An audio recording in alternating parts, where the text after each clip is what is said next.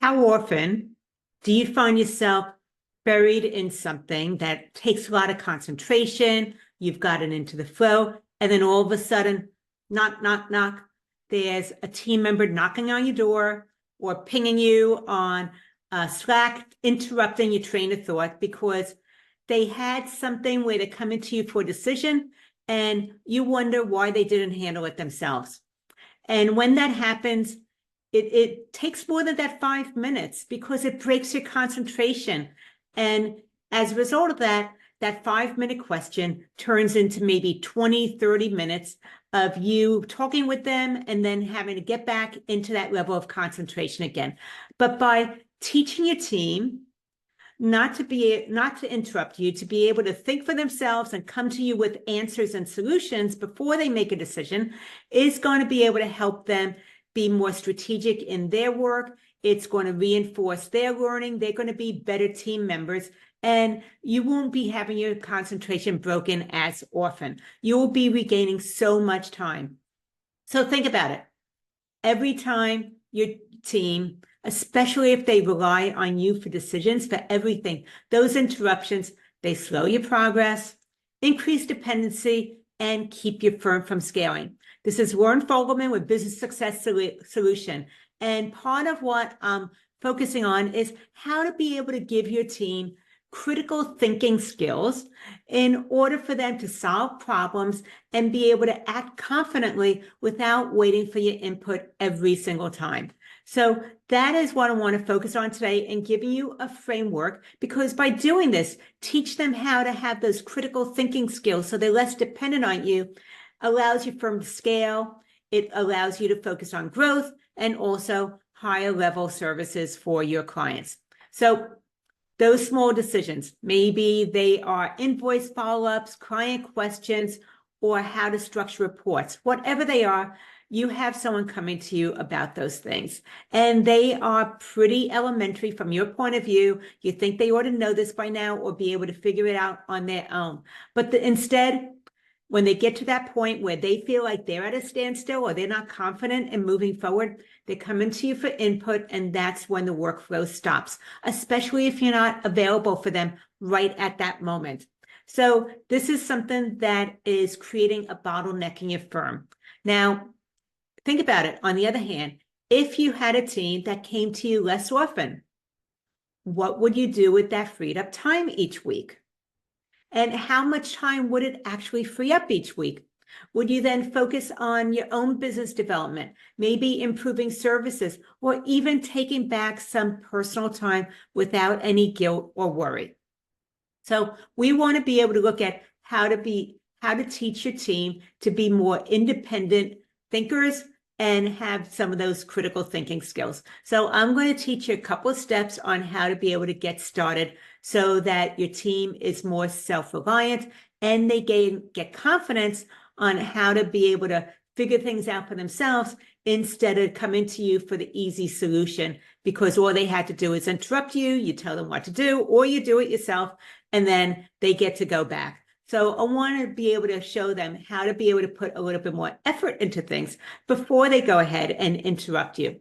What we want to do is have you think about what's one or maybe two recurring tasks that you know your team ought to be able to do on their own. And think about it. Ask yourself, what tasks could my team handle if I gave them some guidance?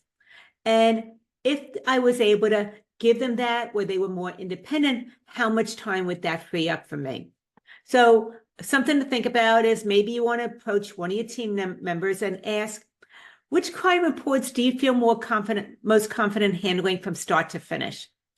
And they might say that they can take the monthly reports and they're happy to do it if you show me how to do it, how you want it done, because they don't want to make mistakes. They don't want to disappoint you, or they don't want to disappoint the clients either. So you want to be able to now show them how to do that. When you go ahead and train your team, how do you do that? Do you write out a written process? Do you do it by video? Or maybe you do a combination of both, a written process as well as some video where they can watch you go through the steps. But think about how you train your team up. And I will say, as you start to move in this direction, start small And by doing that and them having some wins, it builds confidence that they can go ahead and take this on themselves. And it builds confidence for you that you're okay with letting it go because they're doing a good job. And that is going to be beneficial on both sides. So once you've gone ahead and identified those 1 or 2 tasks that you want to be able to hand off to your team and train them on how to do, then we want to put in some boundaries.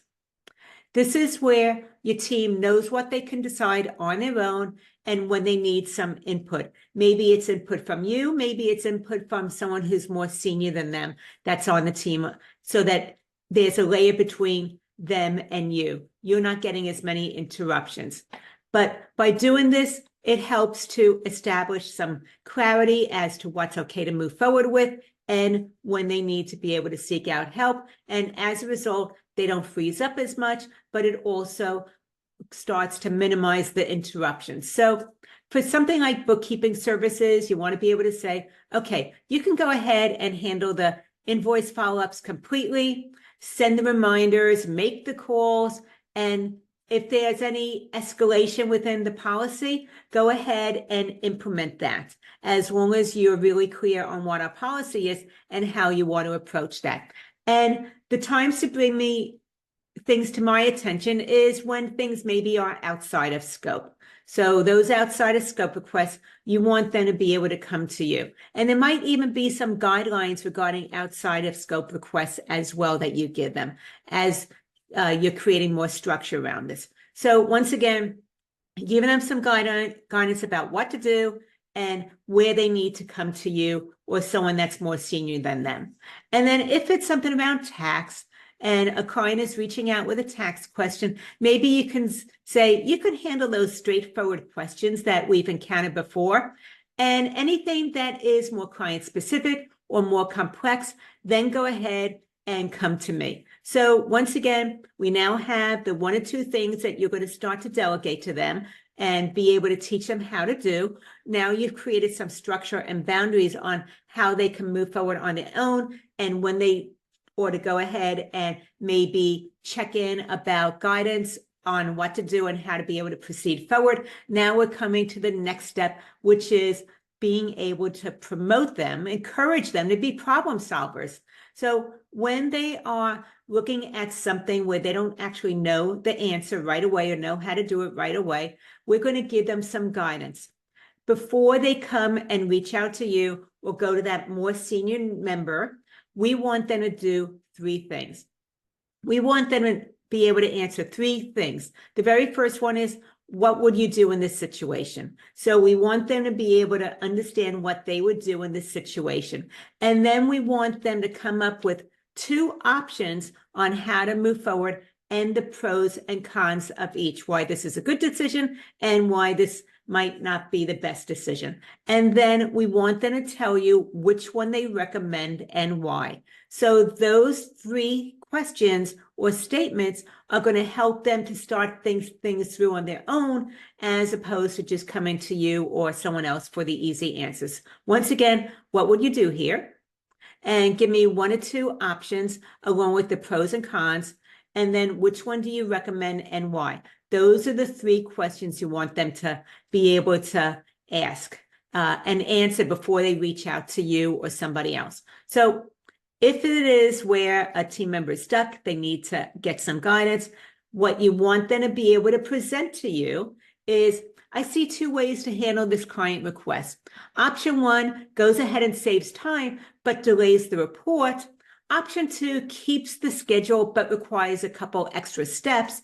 And I recommend option 2 because it actually maintains higher quality that our firm is looking to maintain. So they're telling you what they've figured out.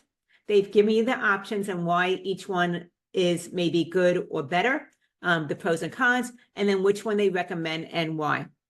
They give me that information and your response is, perfect. That's exactly how I want your decisions evaluated. So now you're not judging what they said or didn't say. What you're doing is reinforcing the behavior of going through those 3 questions before they came to you. This reinforces the learning. And as a result of that, it starts to change your team culture, where it is now a culture of learning and strategic thinking.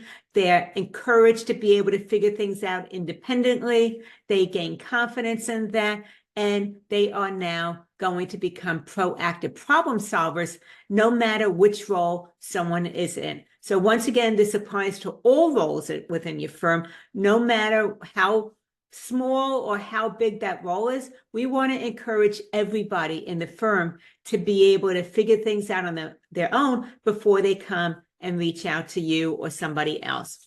Now, there's another step, is there's times that they want to be able to figure things out on their own first. We're encouraging them to do that. So we need some boundaries around that. They need guidance about doing that research and being able to understand what went well and what didn't go well, because things don't always turn out as planned. So the first thing you want to do is set, once again, some structure and some clear expectations.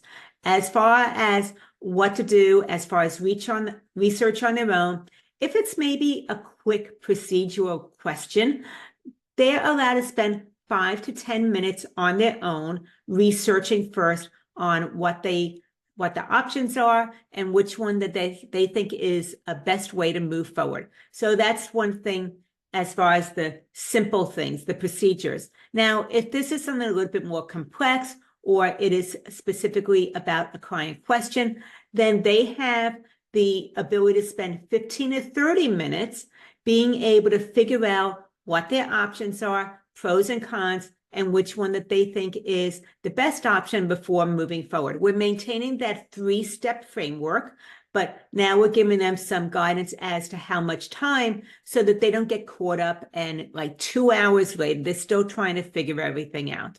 So we want it to be where, yes, they have some time to be able to start figuring answers out for themselves, but not so much time that it takes away from something else. So once they have all that, then they know if they still need support because they didn't find the right answer, they ought to be able to reach out either to a senior team member or to you to be able to get clarity on what to do, because they're stumped. They weren't able to get the information within that time frame. So once again, we want to be able to give them those guidelines about what they need to do, be able to come up with some possible solutions, what the reasoning are, and also could include any risks that they see.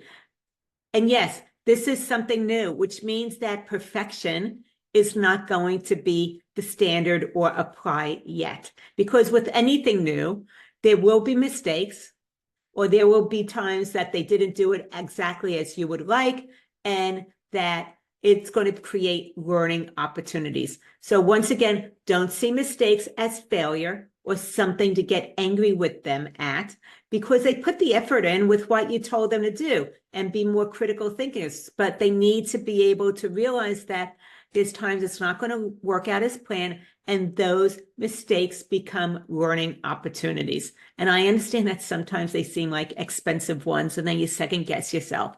But we want to really encourage them to develop this skill set. So when things don't go as planned or as smoothly as they would have liked, we want to turn this once again into a learning opportunity to review what happened. And once again, 3 things to be able to have this review. What went well? Where did you feel stuck? And what would you do differently next time? Once again, what went well? Where did you feel stuck? What would you do differently next time? And it might be something where you're saying to them, so tell me what you tried and learned before asking for guidance. And they might say, well, I reviewed the client file and considered 2 options, and this is what I recommended and why I decided to move in that direction. So now you have a discussion where you're able to give them supervision, and they can learn how to be able to do it differently to get a better outcome next time they're in a similar situation. So this type of review process reinforces learning and also continues to create critical thinking skills, where they are now growing into this new role and having this new sense of independence. And If you want, I would even say take this review process of those 3 questions and turn it into a team meeting where maybe everybody is sharing something that they learned or how they approached it. Or maybe you're just taking one situation and where you're discussing it as a team so that everybody can learn and gain from moving forward and having this review process. So here's some things for you to think about as we're looking at you moving in this direction of turning your team into critical thinkers so that they are more proactive and responsive and less interruptions for you, is once again, 1 or 2 tasks that you can give them that they can now take on that they haven't been able to do until then. Decide how you want to teach them, create some clear boundaries and structure about how you want them to approach it before they reach out to you with coming up with some options and pros and cons. Be able to, once again, understand what those 2 solutions are that they need to come up with before they ask for input. That's going to be a requirement. And then you can also practice some client scenarios with them in order to be able to see how they do with this, because role playing, even though nobody likes it, it actually is very, very beneficial. But being able to maybe put some client scenarios in place and having them practice it first will be able to give them some feedback and some more structure and reinforce the learning and the new process that you want to put in place. And then also have an opportunity for reflection when things don't go well, whether it is in a one-on-one supervision meeting or as a team meeting. And that is where maybe when there's some places where it did go well, you can also celebrate the initiative that they took and how this worked out well because they did, and without any interruption or input from you. So once again, think about, have that weekly team meeting, not just be able to look at where things didn't go well and have it as a learning opportunity, but also to celebrate the initiatives that they're taking, moving in this direction. So doing this is like compounding interest. You understand that. You start small, it grows over time. Your staff's going to be able to handle more challenges. Clients will actually receive better service because there might be faster turnaround times, and you might gain back some precious time to focus on business growth, engaging higher quality clients, or maybe just taking back some of that time for yourself and your own self-care without guilt or worry. So if you feel that this is something that appeals to you, but you would like to have some assistance and guidance on how to be able to implement this with your firm, then let's have a conversation. Go to businesssuccesssolution.com/let's talk, and let's discuss exactly how to be able to empower your team, increase revenue, and also reduce your workload because your team is now able to be more proactive as far as moving forward and independent thinkers. So I would love to hear what you took away from this, what this reinforced for you, maybe some insight where you can learn use some deeper learning, and please go ahead and share how this resonated with you.